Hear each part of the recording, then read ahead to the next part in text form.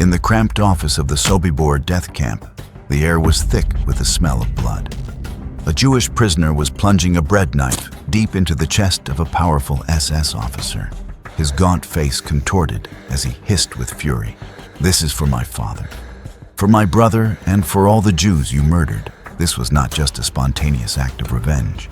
It was the first shot in the greatest escape plan in the history of death camps. How could a tortured, starving victim turn his enemy's office into their grave? How could 11 of the most formidable SS officers vanish without a trace in just 60 minutes, right in the middle of a fortress guarded by machine guns and minefields?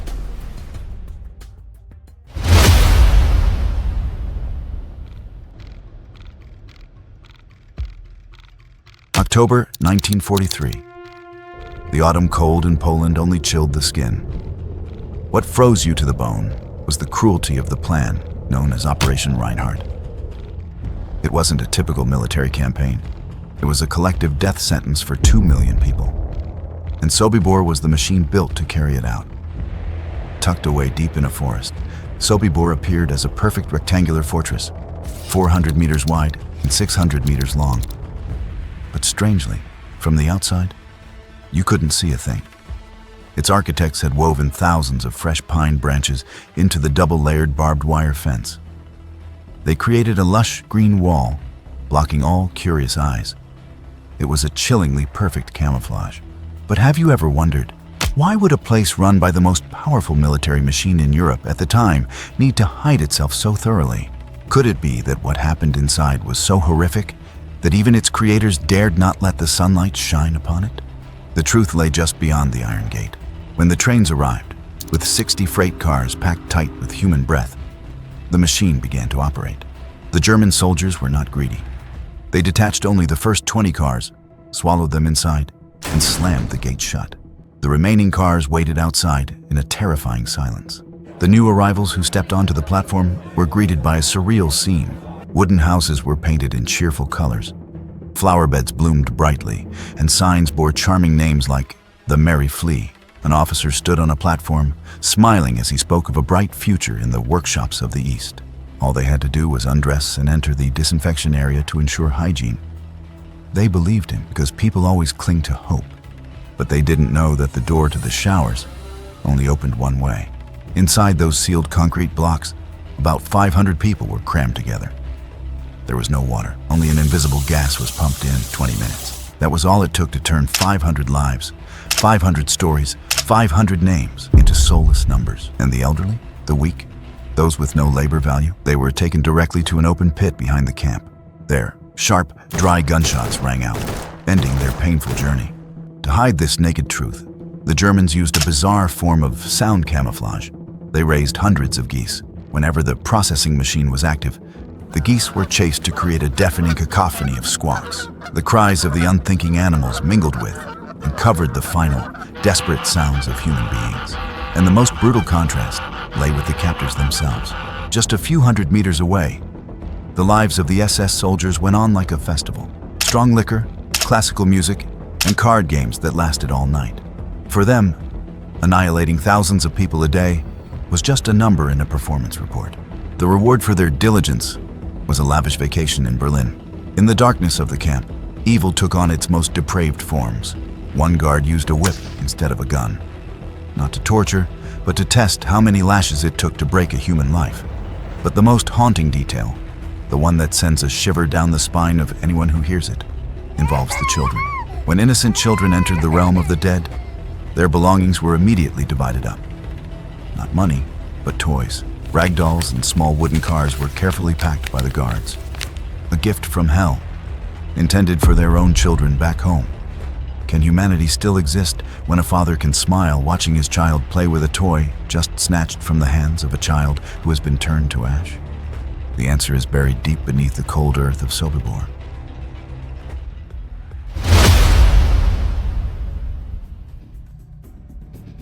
In the midst of this soul-crushing machine, resistance seemed impossible. But history is always rewritten by the most unexpected variables. At Sobibor, that variable was named the Suicide Squad. The first member was Chaim Engel. Born in 1916, He had been a proud Polish soldier before being stripped of everything and thrown into the camp in November 1942. Thanks to his good health, he wasn't sent to the showers immediately, but was assigned to the sorting barracks. His job was to go through the belongings of the dead, and fate played its cruelest trick on him. One day, while sorting through a pile of clothes that still held the warmth of their owners, Chaim's hands froze when he found familiar photographs. They were pictures of his brother's family. In that moment, Chaim's world collapsed. He realized his parents and his brother had been brought here and annihilated on the very ground beneath his feet. The pain didn't break him. It hardened into a silent vow. This is for my father, for my brother. He knew he had to do something, not to survive, but to make the perpetrators pay. Chaim was ready for a suicide attack. He wanted to die to end the nightmare. But Selma Wijnberg held him back. The Dutch girl arrived at Sobibor in April 1943. Amid the stench of burning flesh, they found each other. Selma gave Chaim a new purpose. Don't die a martyr. Live as a witness. But love only provided the will. To escape the belly of the beast, they needed a strategic mind. The final piece of the puzzle appeared in September 1943. Alexander Sasha Pechersky. Sasha was no ordinary prisoner. He was a Red Army lieutenant. His arrival brought what civilians like Chaim and Selma lacked: disciplined military thinking and the cool head of a strategist. He quickly became the soul, the supreme leader of the escape plan. But what made them decide to act immediately instead of waiting? It was a message from the dead. In the summer of 1943, the atmosphere in the camp grew tense. Rumors spread that Sobibor was about to complete its mission and would be shut down. This meant that all living witnesses, the labor prisoners, would be eliminated to cover their tracks. At that moment, a group of prisoners from the Belzec camp was transferred to Sobibor for work.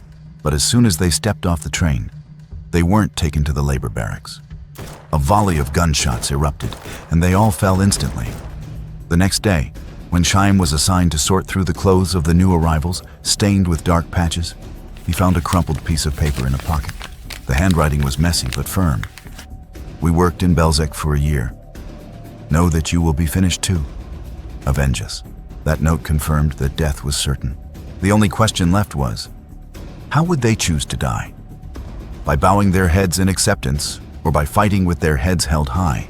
But how could a group of emaciated, unarmed prisoners confront an entire company of heavily armed SS soldiers inside their own fortress? Sasha Pechersky devised a plan that was insane but calculated. A date with death. He realized the Nazis' greatest weakness wasn't their guns, but their greed. The strategy was set. No direct assault. Instead, they would lure each SS officer into a trap, one by one, in secret. The time was fixed. 4 p.m. on October 14th, 1943. It was dusk, just before roll call. Dark enough to conceal their actions.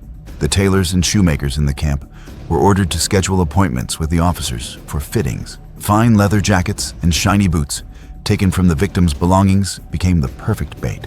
The SS soldiers, with their arrogance and habit of indulgence, would never suspect that when they stepped into the fitting room, what awaited them was not a mirror, but the blade of an axe and sharpened knives.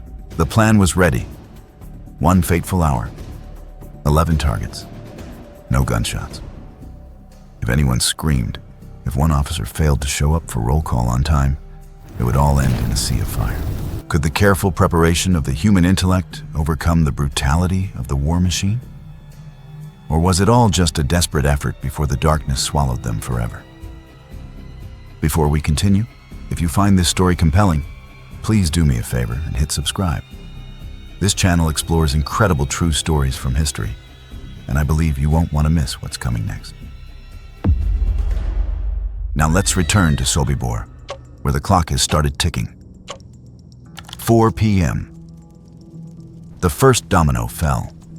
The target was Johann Niemann, the camp's deputy commandant, the man who held the power of life and death. He rode his horse to the tailor shop, tied it outside, and casually walked in to try on the leather coat the prisoner tailors had prepared. Niemann unbuckled his gun belt and tossed it on the table. He turned his back to the prisoners, waiting for the tailor to adjust the coat. Alexander Shubayev, a Red Army soldier, had been waiting for this moment in a corner of the room. When Niemann was completely exposed, Shubayev stepped forward, axe in hand. A sharp crack echoed as metal struck bone. Darkness instantly enveloped Johann Niemann. He collapsed like an empty sack. The lifeless body of the camp's most powerful officer was quickly shoved under a table, covered by a messy pile of clothes.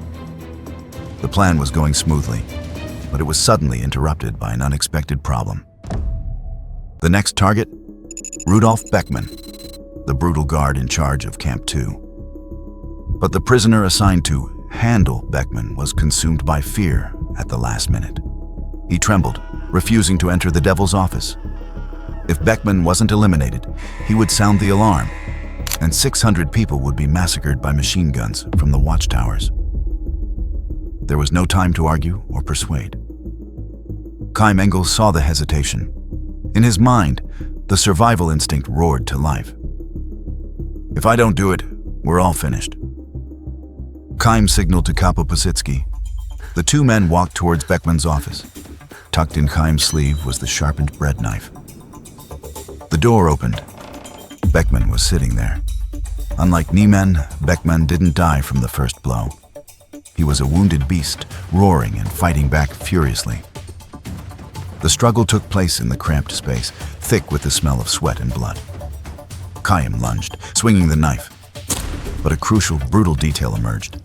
The red liquid pouring from Beckmann was so profuse, it coated the knife handle, making it as slippery as grease. When Chaim summoned all his strength for the next stab, his hand slipped off the handle. The sharp metal blade not only plunged into his enemy, but also sliced deep into his own palm. A searing pain shot through him, but Chaim didn't stop. Pasitsky rushed forward to restrain the struggling officer. Seizing the moment, Chaim, his hand dripping with his own blood mixed with his enemy's, delivered the final blow. This is for my father, for my brother, and for all the Jews you have taken. Chaim's shout was contained within the four walls, but its weight was enough to crush the soul of his opponent. Beckmann stopped moving. A deadly silence returned to the room. They quickly pushed the body under the desk, hiding it from view through the window. Chaim searched the body, taking the cold metal weapon tucked in his belt. Chaim walked out of the office. He looked like an incarnation of chaos. His clothes were disheveled, his face was grimy, and his whole body reeked of the metallic smell of death. His hand was still dripping red onto the dusty ground. In a hidden corner near the assembly area, Selma was waiting. When she saw Chaim in that state, she didn't scream. She was not allowed to be afraid. In hell, weakness was a death sentence. Selma calmly walked over. She used a cloth to wipe the traces from her lover's face. Her eyes fell on Chaim's badly injured hand. Without a word of complaint, Selma tore a strip from her dress, or perhaps a piece of cloth she had prepared, and gently bandaged the gaping wound. It was the only moment of tenderness in the storm of violence. She wiped away the blood of the enemy and bandaged the blood of the man she loved. That act was more than first aid. It was a silent affirmation. They were doing this not because they enjoyed taking lives, but because they desperately wanted to live to protect each other. The encroaching darkness was no longer their ally. 11, that was the final count. 11 high-ranking SS officers had been silently eliminated, but dead bodies couldn't lie, and the unusual absence of the command staff at roll call ripped away the thin veil of secrecy. What happens when the wolf pack discovers its leaders have been taken down inside their own den? The moment the truth was exposed, the artificial order of Sobibor completely collapsed. There were no more stealthy footsteps, no more whispered signals. The uprising became open and utterly chaotic. The gates of hell were officially thrown open. Hundreds of prisoners, who had only known how to bow their heads in submission, now surged towards life like a flash flood. They threw caution to the wind, climbing the high barbed wire fences or ramming the main gate with the force of desperation. Their cry for freedom was answered by a heart-stopping siren. From the watchtowers, heavy, fire-spitting sticks began to rain down a storm of lead on the moving crowd. But the real danger didn't just come from above. The ground beneath their feet suddenly turned into a killing field. The area around the main gate and the fence had been planted with explosive traps. Earth-shattering explosions roared continuously. Figures who were running one moment were thrown into the air the next, vanishing into nothingness amid clouds of black smoke. The scene was so chaotic and horrifying that the minds of many were paralyzed. Gripped by extreme fear, their feet felt rooted to the ground. They stood frozen in the firestorm, choosing to surrender to their fate rather than take another step into the land of death. Chaim Engel and Selma Wijnberg were in the eye of that storm. All around them, their comrades fell. Chaim pulled Selma towards the main gate, trampling over the fragments of life, crossing the invisible traps buried in the earth. Was love a shield strong enough to protect them from the relentless rain of bullets? Or would they too become part of the ashes of this place? By some miracle, or perhaps thanks to an indomitable will to survive, they made it through the ring of fire. They both threw themselves into the dark embrace of the old forest surrounding the camp. They ran. They ran for their lives. They ran as if death itself was breathing its cold breath on their necks. They didn't dare look back, just plunged deeper into the darkness of the forest all through that night. The fear of being pursued made them forget their pain and exhaustion. But when dawn broke, their weary legs forced them to stop. And a bitter truth hit them. After a whole night of frantic escape, they realized they were only 6 kilometers away from the camp. That night, statistics showed that about 300 souls had escaped the iron cage. But freedom came at a terrible price. Most of them were later hunted down by German search parties and had their lives taken in bloody manhunts. And what of those who were not lucky enough to escape? Those who were trapped inside the camp. Their fate was sealed that very night. A complete and brutal annihilation, leaving no witnesses behind. Sometimes, freedom in the outside world is colder than the hell within. The old forest quickly turned into a giant hunting ground. The sound of German search parties' guns echoed for weeks, staining the leaves red. The brutal outcome: only about 50 witnesses actually survived the war to tell this story. To cover their tracks, SS Chief Himmler ordered Sobibor to be leveled immediately. They built a fake farm and planted thousands of trees over the mass graves. Did they really believe that the roots of trees could absorb the spirits of the dead and make the world forget the giant tomb that lay right beneath their feet? Chaim and Selma became wandering ghosts. They survived on blood money, diamonds, and jewelry they had found in the clothing of the deceased victims. They used it to buy silence and a hiding place in the hayloft of a Polish farmer's cowshed. For 9 long months, they lived in a darkness thick with the smell of manure and dampness. Their bodies became a feast for lice, their skin bitten raw until it bled. It was in that cage that they learned each other's languages and whispered to each other as husband and wife. When the Red Army arrived to liberate them, Selma couldn't fit into a dress to celebrate her freedom because she was carrying a new life within her, proof that life could rise from death. But peace brought new, invisible wounds. Their first child died during the chaotic post-war migration. When they returned to the Netherlands, Selma was stripped of her citizenship by her own country, considered a foreigner for marrying a Polish man. And the most haunting of all were the letters. Strangers wrote to Selma asking about their missing relatives. She held the letters with trembling hands. She couldn't answer. She had never seen their faces. In the camp, she only saw the piles of clothes they left behind after their bodies had turned to smoke and risen to the sky. Finally, they moved to America in 1957. Chaim became a jeweler. The hands that once held a knife for revenge now meticulously crafted beauty. They lived long lives into the 2000s, passing away surrounded by their children and grandchildren. The story of Sobibor is not just about the thrill of a bloody escape. Its true meaning lies in how the survivors redefined the word victory.